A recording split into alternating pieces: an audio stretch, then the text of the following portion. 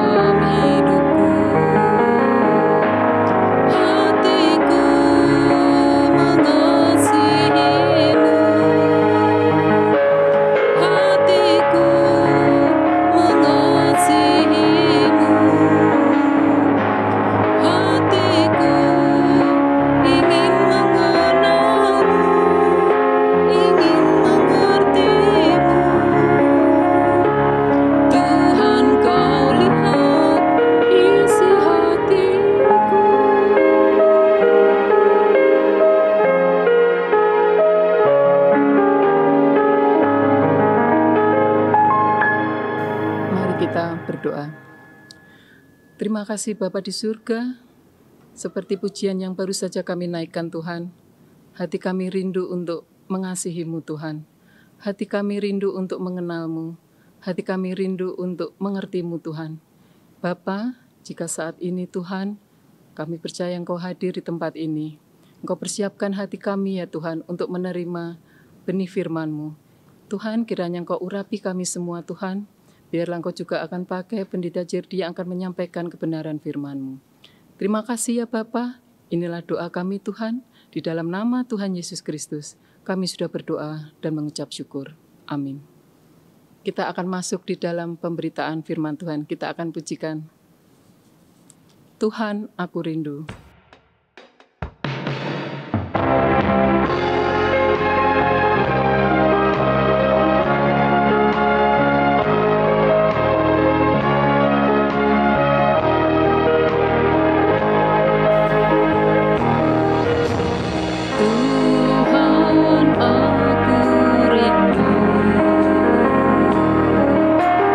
Tuhan aku siap.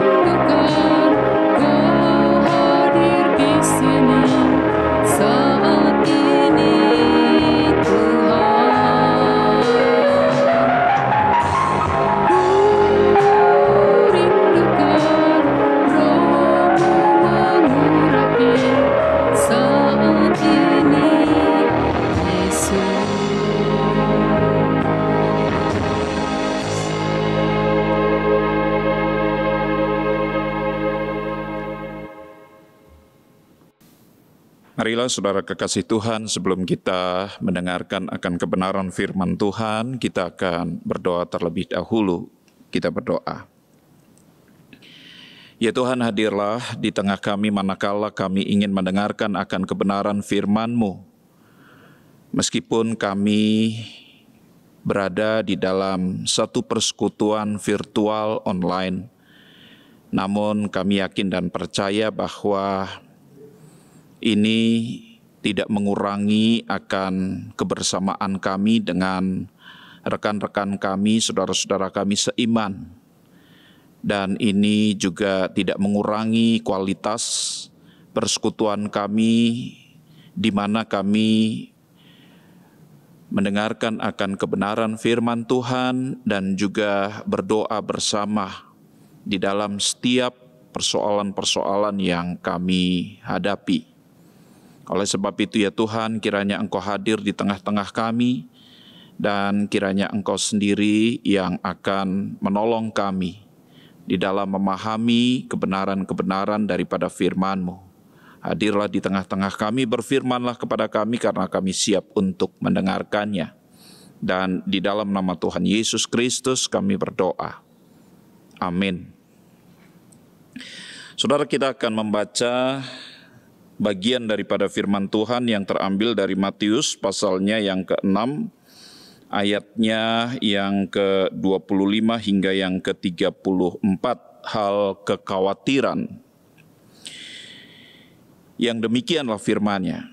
Karena itu aku berkata kepadamu, janganlah khawatir akan hidupmu, akan apa yang hendak kamu makan atau minum. Dan janganlah khawatir pula akan tubuhmu, akan apa yang hendak kamu pakai. Bukankah hidup itu lebih penting daripada makanan, dan tubuh itu lebih penting daripada pakaian? Pandanglah burung-burung di langit yang tidak menabur dan tidak menuai, dan tidak mengumpulkan bekal dalam lumbung, namun diberi makan oleh Bapamu yang di sorga. Bukankah kamu jauh melebihi burung-burung itu? Siapakah di antara kamu yang karena kekhawatirannya dapat menambah sehasta saja pada jalan hidupnya? Dan mengapa kamu khawatir akan pakaian? Perhatikanlah bunga bakung di ladang, yang tumbuh tanpa bekerja dan tanpa memintal. Namun aku berkata kepadamu, Salomo dalam segala kemegahannya pun tidak berpakaian seindah salah satu dari bunga itu. Jadi jika demikian, Allah mendandani rumput di ladang yang hari ini ada dan besok dibuang ke dalam api. Tidakkah Ia akan terlebih lagi mendandani kamu, hai orang yang kurang percaya? Sebab itu janganlah kamu khawatir dan berkata, apakah yang akan kami makan? Apakah yang akan kami minum? Apakah yang akan kami pakai? Semua itu dicari bangsa-bangsa yang tidak mengenal Allah. Akan tetapi Bapamu yang di sorga tahu bahwa kamu memerlukan semuanya itu. Tetapi carilah dahulu kerajaan Allah dan kebenarannya, maka semuanya itu akan ditambahkan kepadamu. Sebab itu janganlah kamu khawatir akan hari besok, karena hari besok mempunyai kesusahannya sendiri. Kesusahan sehari cukuplah untuk sehari. Saudara, sampai sedemikian jauh pembacaan firman Tuhan. Berbahagialah mereka yang senantiasa mendengarkannya, menyimpannya, terlebih suka memberlakukan di dalam hidupnya hari lepas hari.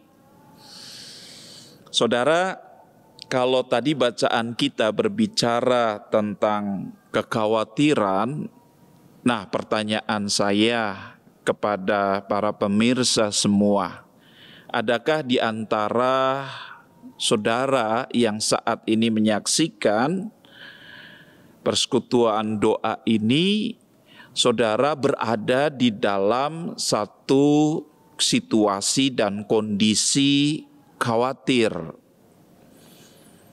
Ya, Mungkin ada yang berkata, saya tidak Pak, karena saya selalu berdoa dan membaca firman Tuhan. Tetapi banyak pula orang yang saat ini dalam situasi pandemi virus corona juga merasa kekhawatiran.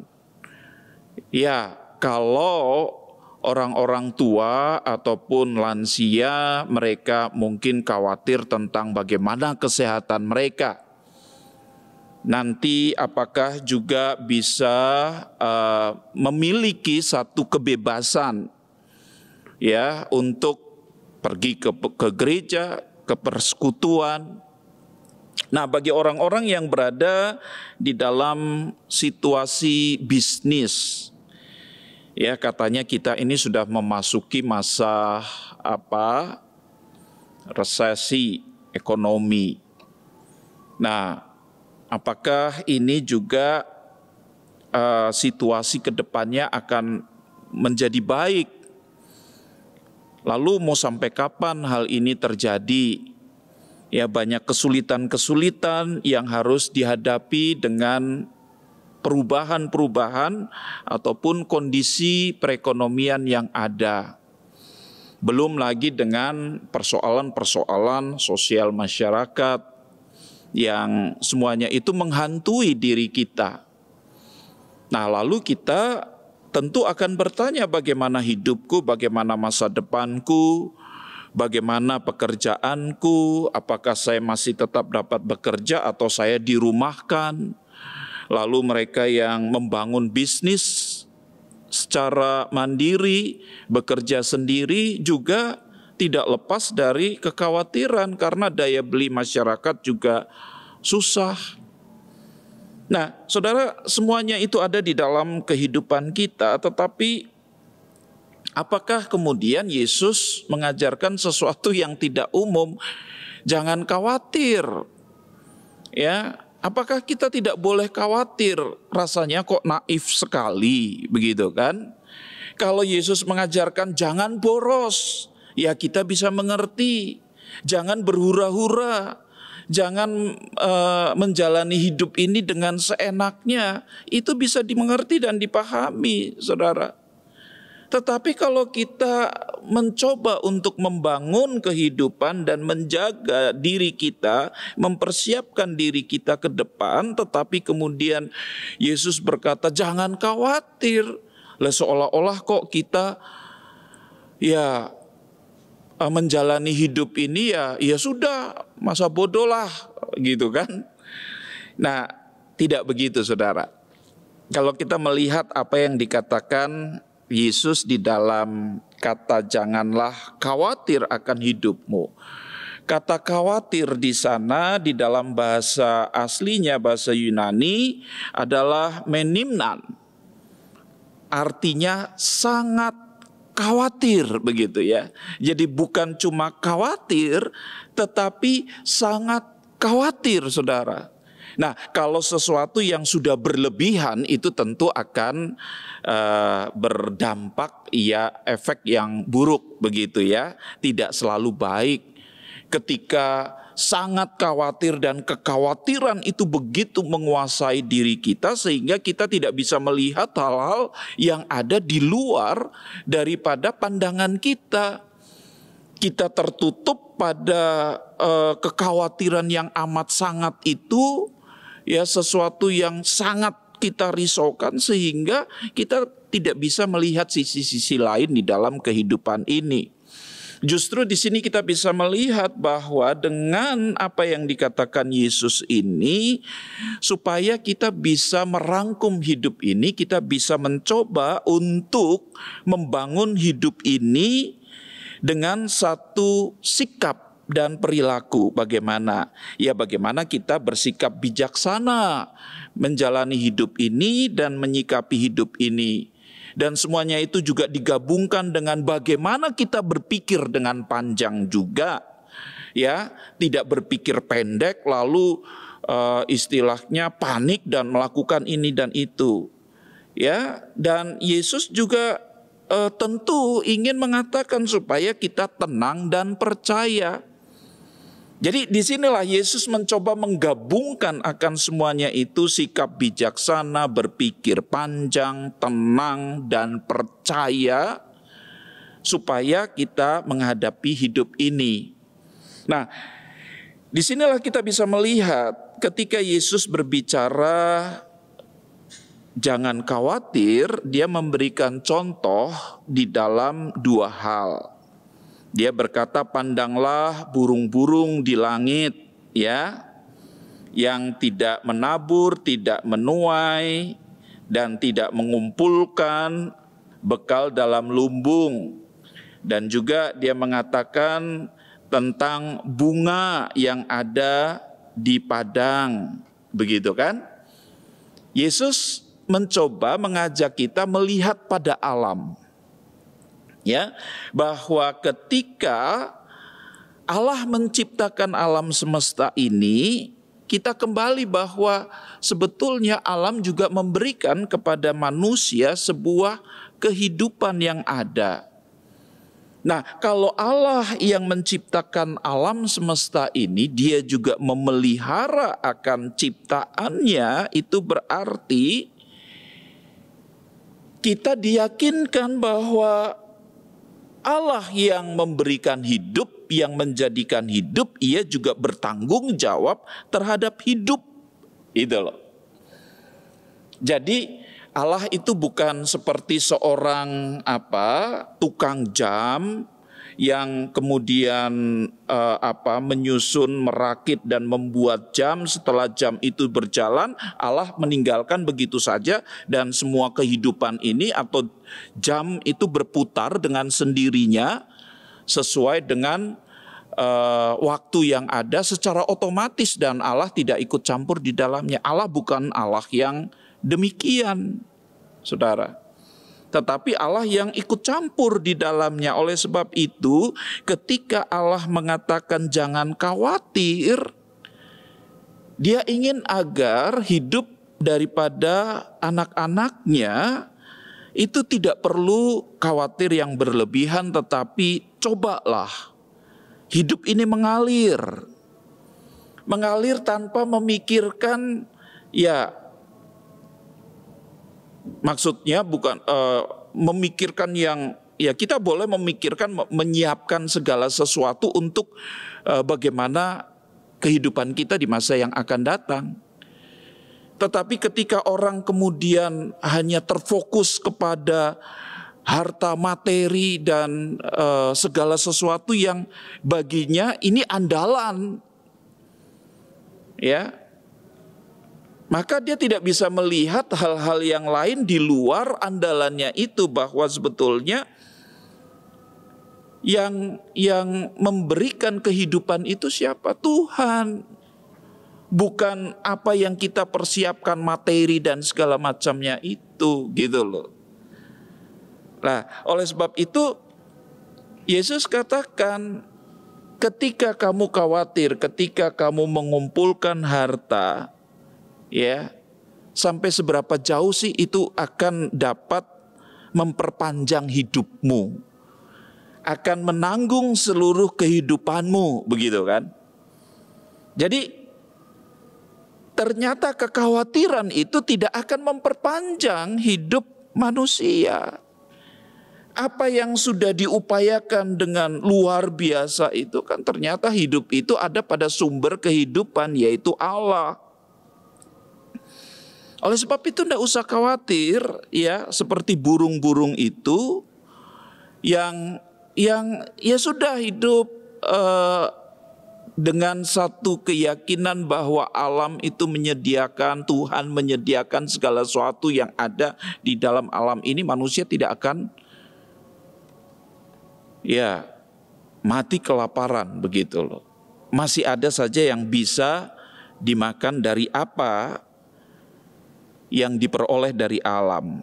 Dan cobalah, ya, Tuhan Yesus juga menunjuk kepada bunga bakung di ladang yang tumbuh tanpa bekerja dan tanpa memintal. Tetapi dan kita lihat di bawahnya itu Demikianlah Allah mendandani rumput di ladang dan hari ini dan besok dibuang ke dalam api, tidakkah ia terlebih mendandani kamu? Kalau saudara amati bunga yang mekar itu, ya, yang seringkali kemudian dipakai untuk dijadikan perhiasan bunga ataupun ya meja dan segala macamnya itu, saya mau tanya, berapa lama bunga itu bisa bertahan sih? Kalau biasanya untuk menghias mimbar atau pengantin, mereka mencari bunga-bunga yang berkualitas yang katanya bunga import nih dari luar. Berapa lama bertahan? Ya, paling lama 3 hari. Ya, 4 hari lah begitu ya. Setelah itu kan dia akan layu dan mati. Saudara lihat, bunga yang di dalam keindahannya, ya, yang usianya cuma 3-4 hari itu, tetapi di dalam usia yang atau waktu yang pendek itu, apa yang terjadi? Saudara amati. Kalau mereka yang suka fotografer, ya, dan mereka punya lensa makro, biasanya kemudian difoto sedemikian indah, detail-detail daripada keindahan bunga itu nampak. Nah, di situ ternyata bahwa bunga itu bisa menampakkan atau menunjukkan keindahannya yang luar biasa. Bahkan di sini Yesus katakan Salomo pun tidak tidak berdandan seperti bunga-bunga itu. Salomo dalam kemegahannya tidak berpakaian seperti bunga. Nah, jadi di sini kita bisa melihat bahwa Yesus begitu mementingkan dan fokus terhadap apa yang ada di dalam ciptaannya ini. Nah, oleh karenanya bagaimana mengusir kekhawatiran itu, saudara? Ya, selanjutnya Yesus juga ya bisa dikatakan tips atau apalah, tetapi ini merupakan satu nasihat. Ya, kalau kita bisa mengurangi akan kekhawatiran atau tidak khawatir yang berlebihan, ya, yang pertama, pusatkanlah perhatian pada kerajaan Allah. Menerima kehendak Allah. Nah, Yesus katakan, carilah dahulu kerajaan Allah. Kerajaan Allah itu apa sih? Kerajaan Allah itu adalah Allah yang bertahta, Allah yang menguasai, dan Allah yang tampil sebagai raja. Nah, kalau raja itu berarti dia yang memerintah, yang menguasai seluruh hati kita, hidup kita. Berarti ya kita harus fokus terlebih dahulu kepada Allah, dan kita selaku anak-anak Allah ini ya menerima apa yang diinginkan oleh sang raja itu. Dan mencari kerajaan Allah. Kerajaan Allah itu apa? Ya, damai sejahtera, kebenaran, keadilan, kasih, hal-hal yang di seputar kerajaan surga. Ya, itu yang terlebih penting, maka semuanya itu akan ditambahkan kepadamu. Karena apa? Karena Allah senantiasa hadir dan ya melengkapi dan memberikan semuanya itu. Nah, seringkali kita hanya terpusat kepada masalah, tetapi kita tidak melihat hal-hal yang di luar daripada Allah, yang Allah memberikan begitu rupa pemeliharaannya yang sedemikian rupa. Harusnya kita mengingat itu sehingga ya kita mengandalkan Allah pada akhirnya di dalam hidup kita. Oleh karenanya pada akhirnya Yesus berkata, khawatir itu tidak berguna. tidak akan mengubah masa lampau, ya. Masa lalu sudah kita lewati, lalu kita mengkhawatirkan yang lalu, itu tidak percuma, tidak akan mengubah. Tetapi juga ketika kita khawatir yang berlebihan terhadap masa depan kita, ya kadangkala apa yang kita khawatirkan itu pun pada akhirnya tidak membawa manfaat bagi kita. Karena apa? Karena belum tentu apa yang kita khawatirkan, apa yang kita pikirkan itu terjadi, gitu loh. Bukankah yang mengendalikan hidup ini adalah Allah, gitu loh. Tiwas kita sudah mengeluarkan satu energi yang luar biasa, kita kemudian berupaya dengan sekuat tenaga, bahkan fokus kita hanya pada hal-hal yang ini yang membuat kita pada akhirnya stres, depresi. Enggak taunya ketika kita menghadapi semuanya itu tidak seperti yang kita pikirkan. Karena apa? Ketika orang khawatir yang berlebihan, sebetulnya dia juga bermain-main dengan pikirannya. Pikirannya liar, ya, sehingga sesuatu yang belum tentu terjadi sudah dipikirkannya dan ini akan terjadi, gitu loh. Nah, jadi tidak akan berpengaruh terhadap masa depan kita. Ya mungkin pengaruh itu ada. Ya ketika kita sudah menyiapkan segala sesuatu, ya tetapi kan tidak 100% semuanya itu. Nah, dan juga saudara, Yesus pada akhirnya juga mengatakan janganlah kamu khawatir akan hari esok. Karena hari esok mempunyai kesusahan sendiri. Karena apa? Seringkali ketika kita mengkhawatirkan baik hari yang kemarin, hari ini dan hari esok, kekhawatiran itu membuat kita menjadi buta. Buta karena apa? Buta untuk melihat apa yang sudah kita alami dari Tuhan.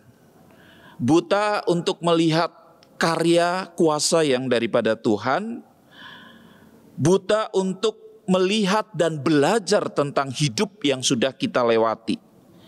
Buta untuk belajar dari pengalaman-pengalaman yang ada. Dan kita lupa apa yang sudah Tuhan lakukan bagi kita.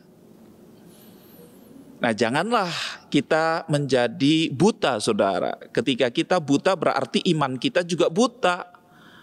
Iman kita impoten dan tidak berfungsi apapun dalam rangka meneguhkan dan menguatkan perjalanan hidup kita. Nah, mari saudara yang terkasih, saya berharap bahwa ketika kita mendengarkan akan kebenaran firman ini, ya tentu tidak menghilangkan kekhawatiran yang ada. Kalau ini bisa menghilangkan kekhawatiran yang ada, puji Tuhan, ya haleluya. Paling tidak membawa sedikit mengurangi kekhawatiran yang luar biasa, yang besar itu dalam hidup kita. Dan paling tidak kita punya pengalaman-pengalaman baru, kita punya pemahaman baru, kita tidak lagi buta, kita bisa sadar akan keberadaan Allah di dalam dunia ini. Hari esok mempunyai kesusahan tersendiri, itu yang saya suka. Biarlah hari ini ketika kesusahan itu berlalu, ya sudah. Kesusahan hari esok seperti apa kita tidak tahu, tidak usah dipikirkan, dijalani. Siapa tahu kesusahan itu tidak seperti hari ini yang betul-betul kita alami satu kesulitan yang luar biasa. Tetapi bisa juga kesulitan yang kita alami hari esok bisa luar biasa. Tetapi bukan berarti membuat kita jatuh, tidak. Kita masih punya Allah, meskipun kesusahannya hari esok itu luar biasa. Kita tetap punya hikmat karena kita ingat bahwa kita tidak buta, Allah hidup, Allah hadir, Allah menyertai. Dan cobalah sering-sering ya punya tanaman hias dan coba sering-sering untuk melihat bunga itu. Karena di situ kita lihat Allah mendandani bunga sedemikian rupa, memelihara burung, apalagi kita anak-anak Tuhan ciptaannya. Dia akan hadir dan memelihara kita. Kiranya Tuhan senantiasa memberkati dan hidup saudara penuh dengan damai sejahtera. Kita berdoa.